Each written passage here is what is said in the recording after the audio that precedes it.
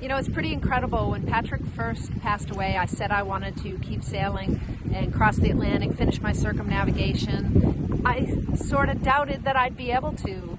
You know, would I really be able to find somebody that was willing to get on the boat with me and go? I mean, who wants to date a new widow with all of those issues? And God knows I have them. So I really have to hand it to Michael. You know, the name of his boat was Intrepid, and I was told that he was a pretty intrepid guy. He was damn brave to get on a boat that he doesn't know, a woman that he doesn't know, and make a commitment within a week of meeting me to sail away.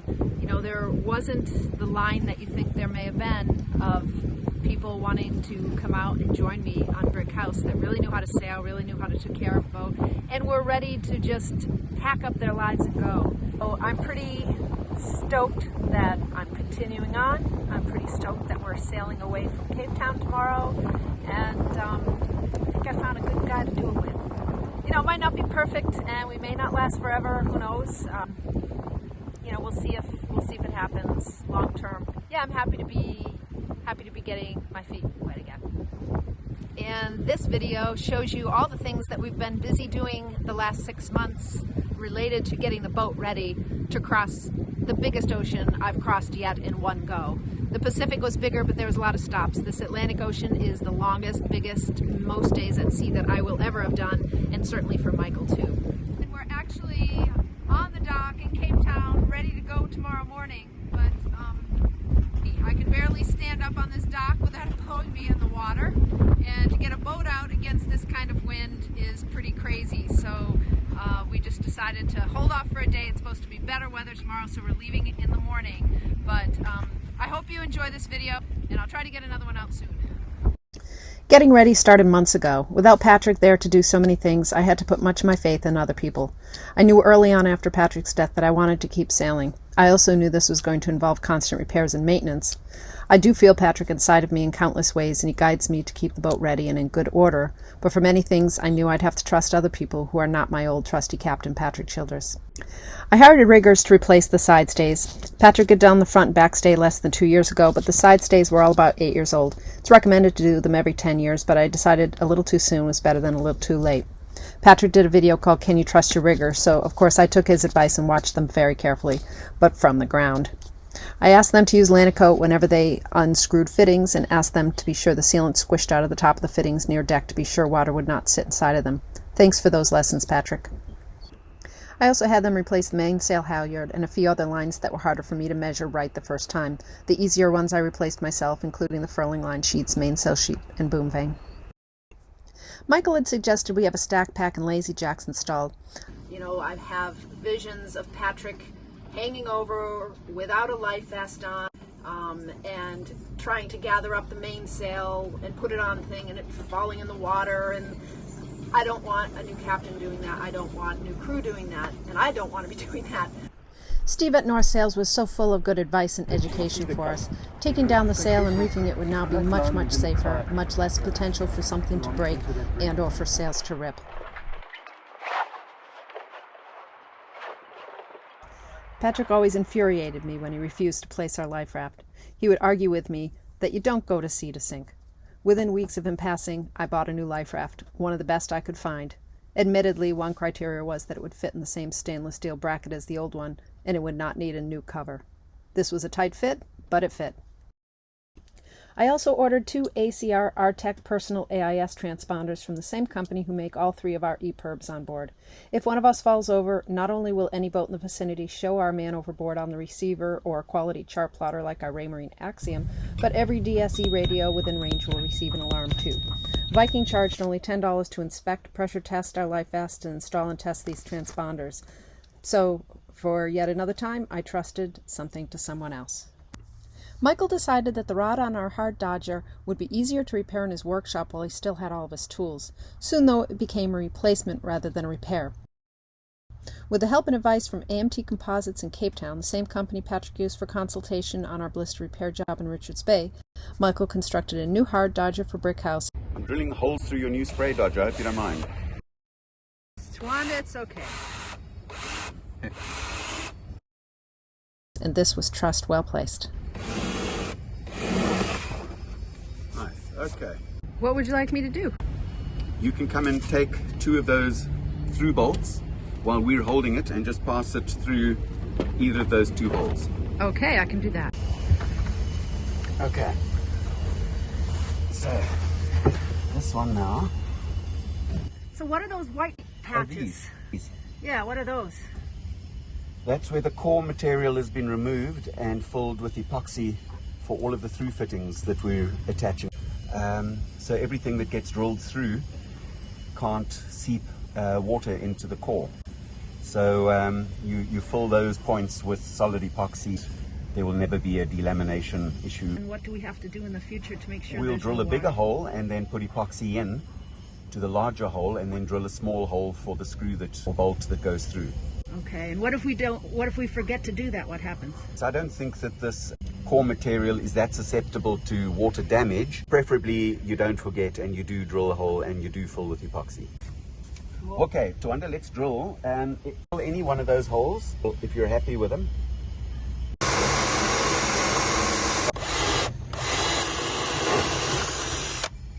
So once it was fitted and all the holes were drilled, he brought it back to the loft yet again to do the paint job.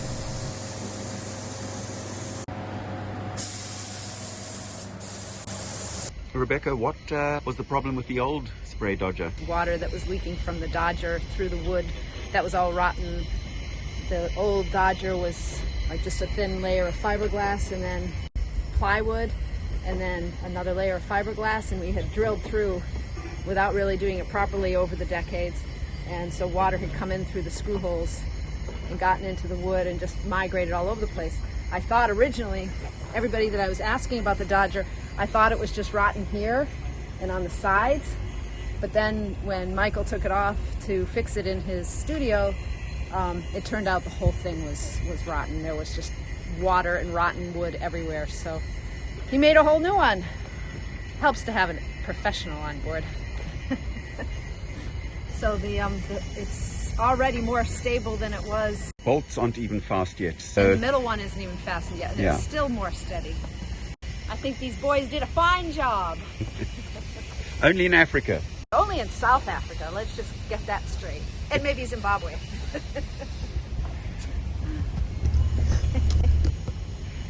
It looks good, huh? Should keep us dry over a stormy night. Hope so. Once Michael moved on, things started breaking that have never broken before. Repiping the plumbing here, seeing as we had a 7:30 a.m. emergency. The outlet was blocked. It involved replacing all of the piping from right up top here all the way down through the cabinet. A lot of calcification. This one's not so bad, so we're just redoing the whole thing. That's a shitty way to start a day. It was rather. The deeper in I went, the further I found things that needed replacing, and we'll be able to pass any amount of healthy matter through that aperture. Michael, when Yeah? you're done with that, the door is broken in the kitchen. Can you fix that one next? Sure, why not? Anything else we can break while I'm spending a 32-degree hot, beautiful, the only wind-free summer day we've had in about 6 weeks, and we were planning to go on the dinghy, maybe have a swim, but hey, break something, I'll fix it happily. What else should one be doing when one's cruising? Fixing toilets and hanging doors and broken cables and... That's what it's about. I know, this Fixing is boat in foreign ports. the cruising lifestyle. This is what I've been dreaming about for 50 years. So these are the tiny little cavities that one has to work on to replace plumbing. Now there's my hand, cannot fit my head and a hand in there to undo multiple deep in there those clamps. So I was about to break the whole top of the toilet of the cabinet off. Rebecca said that wasn't a very good idea. So Not a good idea at all. no, I like to break things so that I can get easy access and then worry about fixing them afterwards. Yeah, well, we have a week and a half until we leave, so it would be good to have a bathroom. Okay. My memories of the toilet have always been happy until now. That's it, job done. All good to go. Want me to break it again? Please, why not? I'm still not that familiar with the plumbing in the kitchen, so if you I I could put a bunch of food down it. Yeah. How about some nice bacon fat? Yeah, we could do that. Yeah. One thing I forgot to tell you is don't let any food go down the drain in the kitchen. Be okay? Can't we make a printout, like in big bold letters that we can stick there? Good. Do you need that?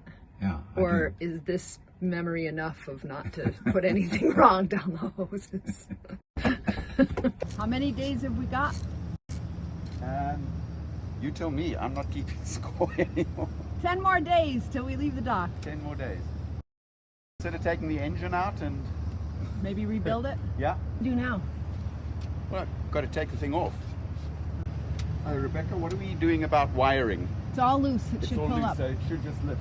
We need to undo this nut, this bolt over there. I don't have any idea. Okay, I have a feeling I may have to.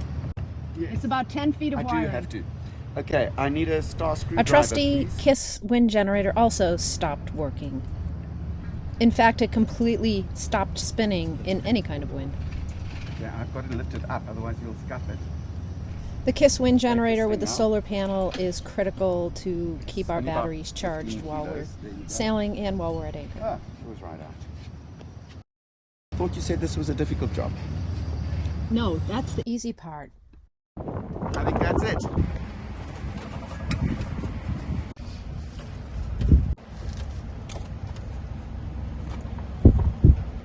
Looks good.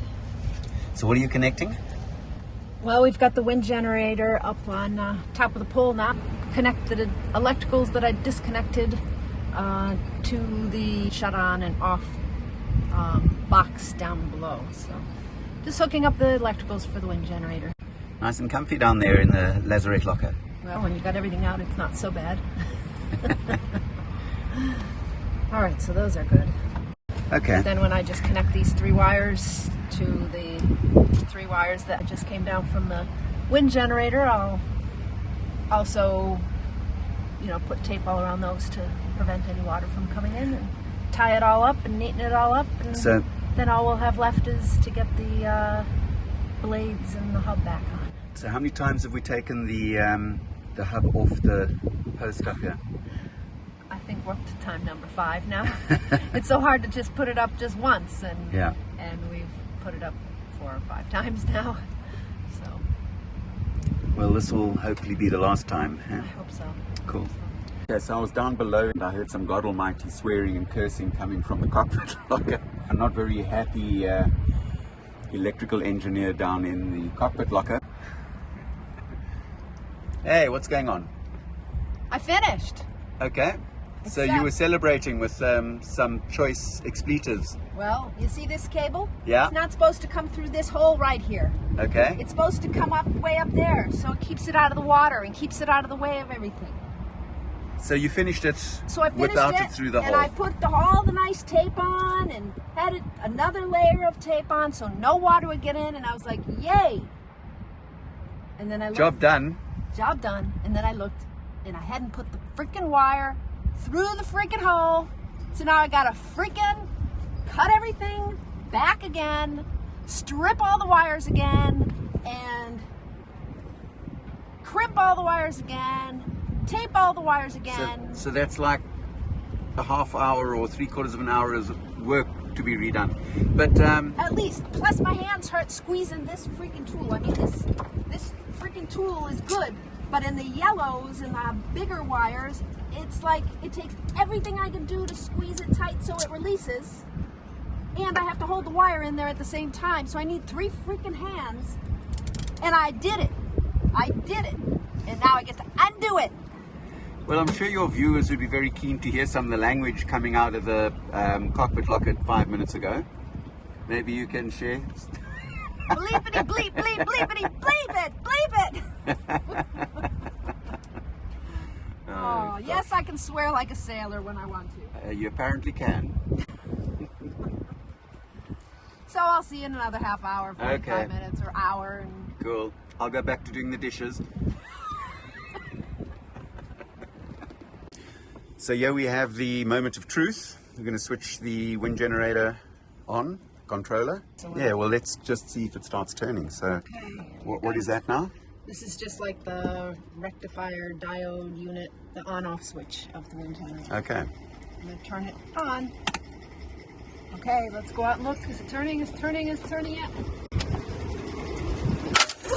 This may just be the stupidest thing we ever did, and I almost killed him for laughing. Sorry, I know, I shouldn't be laughing, because that was about as dumb a thing to do as one could possibly hope. But I'm pretty sure it makes for some pretty good television, so we'll find the upside in that.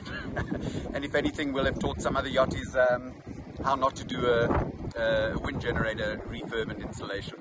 So there you go. Fortunately, I think Brickhouse has got a spare blade, and we'll just have to take this to get rebalanced again. And it'll be a day or two, and we'll have her up and running. I like this. Look, I think there's been more damage to our egos than to the rotors. So maybe the last time I'll be opening this door. Oops. After 15 to 20 years. I can't believe how empty it is. It was just bursting at the seams a month ago. We were making a spray dodger over there. This was my forge area. So this was the main room I did all of my blacksmithing in. It looks so nice now I could almost move back in. So, Michael, Yeah. you were telling me a story about moving out of here. Having such a short time to clear out, we did it in about 3 weeks in total. And I had to sift through every single item that I possess, everything. From every tool, every piece of stored material, every machine, all of the spares, and then of course in the office, all of my paperwork and documentation and records and client information. So I went through every single scrap, and the heavy lifting physically, heavy machinery, heavy tools and equipment, a lot of it was stored up in the rafters, massive big compressors and anvils, and that was just unrelenting. We just kept on going, working Saturdays, Sundays, working until late in the evening. Rebecca listed everything that I owned and put it on Facebook Marketplace for sale. Anything that was worth over 150 Rand, which is probably $10. And the dirt and the dust and the grime and the sweat, it was extremely stressful. When you're in the army, you join and they keep you that busy and that active for a full 3-month boot camp. I just remember the absolute exhaustion, strain just kind of washes over you. But during the move out of this, that is how I felt. I remember that feeling where you're just too drained to get up in the morning, and it's, oh God, it's Sunday morning now, I've got to get up again and I've got to get back into the studio. I'd haul out a full load and find that I hadn't made a dent on it. You come back the next day and you do another 2 or 3 or 4 full loads, and it's still full. It just went on and on. Anyway, it's all done, it's all cleared out, and just a final nostalgic walkthrough, and then we'll be out of here, we'll be gone. Rebecca, what is it that you're looking forward to about the trip, and can you talk to us a little bit about the things that you're concerned about? I've sailed with Patrick for so long, and I let him do so much. You know, I think he loved the single-handing concept, so I let him do probably more than I should have let him do. And, you know, with Michael, I think he needs me more to help and participate in the sailing, and that scares me a bit because, God, can I live up to my 50%? Can I live up to my 40% of sailing this boat? I don't even know. So that's scary to me. But it's also really exciting to me too, because, you know, I've been sailing for so long. I kind of look forward to seeing if I can do my 50% and rising to the occasion and becoming more of a sailor and becoming, you know, more, you know, I've always been involved in the systems and you know, procuring things and logistics and stuff like that. But can I be 50% of a 2-person crew successfully? Can I rise to the occasion? Can I, you know, when I'm feeling seasick, can I still operate the boat and do my share? So that's really scary to me, but at the same time, it's pretty exciting too, and I can't wait to see if I can do it. You know, I knew I couldn't, you know, a lot of you guys out there wanted to see me sail off on my own. And I've said right from the beginning, 1, I don't think I can, and 2, I really don't want to. So starting with 50% is, you know, probably a good place to start. See if I can be 50% of this boat's crew. And can you tell us a little bit about leaving Cape Town, how you feel about that, the time that you've spent here and saying goodbye to Cape Town? Yeah, well, I mean, you know, this is where I leave Patrick behind. I sail away from Patrick pretty much from Cape Town. So, you know, it's like I look up at the mountains, and yeah, even when I look up at the mountains now and knowing that I'm not going to, you know, see these mountains for a long time, it's really like saying goodbye to Patrick. And that's going to be hard, but it's time for the next chapter of my life.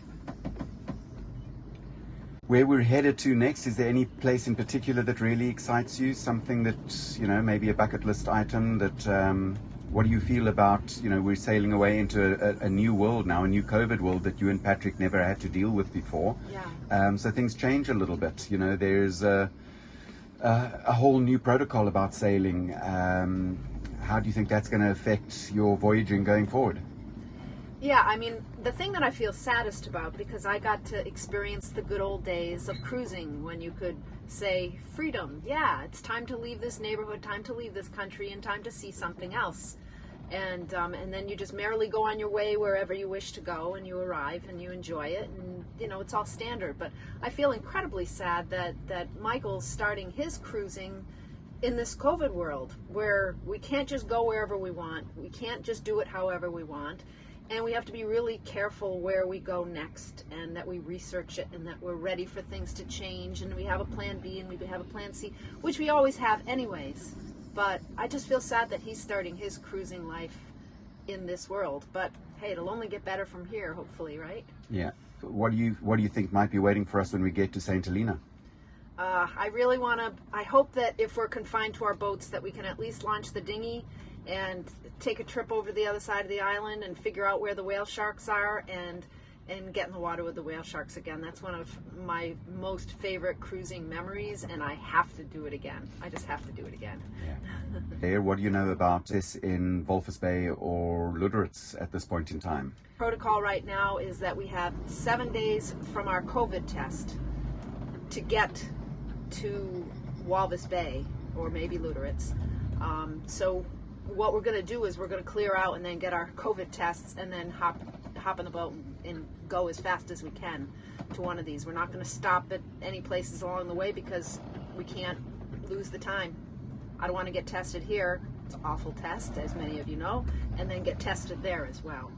And or possibly quarantined on land at our own expense, or quarantined on the boat with crew that's eager to get home. We are taking crew, hopefully, from here in Cape Town to Namibia, and where he hopes to get off and get back to work. So it's a little bit of a risk for him that, you know, maybe he gets quarantined there for 14 days. Nothing is certain in this day and age, I guess. Yeah, it's a whole new ball game, isn't it? Yeah. Where do you see us going? Well, you know, I think just for the sake of not having your first passage or second passage be a 5,000 mile passage, I mean, that's twice as far as I've ever sailed before. And this is like you just starting out your cruising career. So I would like to stop as soon as possible in Brazil, like, you know, Fortaleza, or, you know, somewhere on that northeast coast of Brazil, and then slowly make our way up. But I don't even know if Brazil's open right now. And then Suriname, I've heard nothing but good things about Suriname, so that would be nice to go to. And then we'll just do those southern islands, Grenada, you know, because hurricane season will be approaching, so we can't just, you know, continue north in the Caribbean. You know, it's all a matter of what's open, what the protocol is, how fast we can go, you know, what breaks on the boat or what doesn't break on the boat. So we have to just have a completely open plan, completely open. I rely so much on PredictWind. I rely so much on that Iridium Go. I have such a hard time giving up my internet, so at least I'll have email at sea. And so I got a second one, so that if Iridium 1 packs up, I can hop right over to Iridium 2. You know, we used to use the SSB radio a lot, but it's not even really connected anymore, so it's not a very good backup. It's not a very good plan B. So plan B is Iridium number 2. Okay. Gotta have my PredictWind. Can't do without PredictWind. I want to just cross one more thing off the list of 200 things. Provisioning, getting his banking tied up, making sure we have spares, checking everything twice, to refueling and topping up water, saying goodbye. A question for you all. Nigel Cotter recommended this, and Patrick was very keen to try this product out too. Fuel rice, an oil, a tank treatment that you can use in place of biocide. Have any of you used it? Results? So far, so good for us 3 months in. They're not open on Monday nights. Oh, Well, do we have to cook?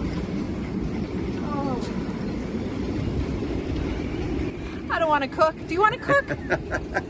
Can't we drive somewhere? I don't want to cook. Things are going to close in an hour. We have to make a decision right now to go someplace and order right now. I don't even know if I've got keys. I may have keys, so if we rush off somewhere, I've got money. Okay. Yeah. That's why I like you so much, because you got money. On odd nights. Order, eat. Oh, fuck.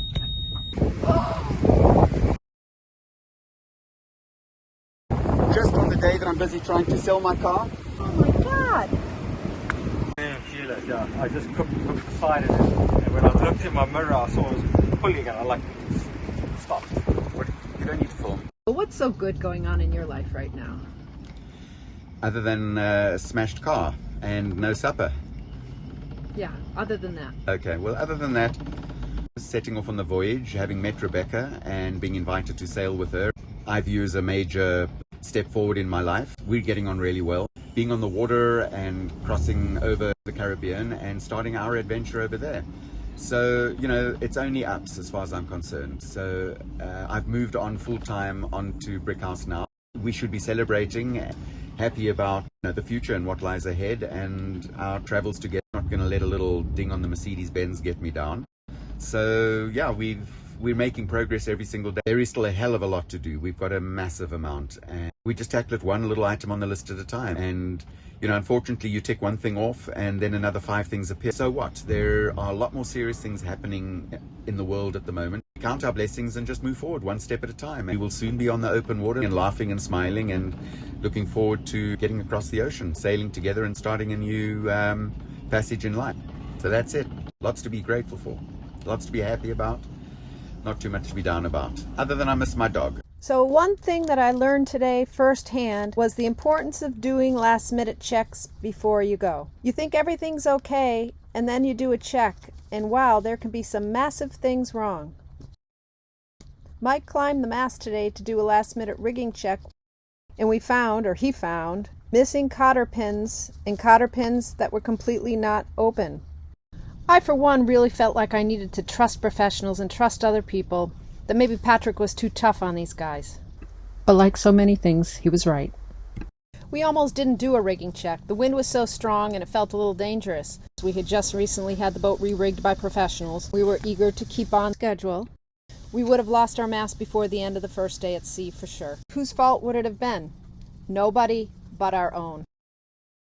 There were a number of boats that had just come in mastless or almost mastless like this one.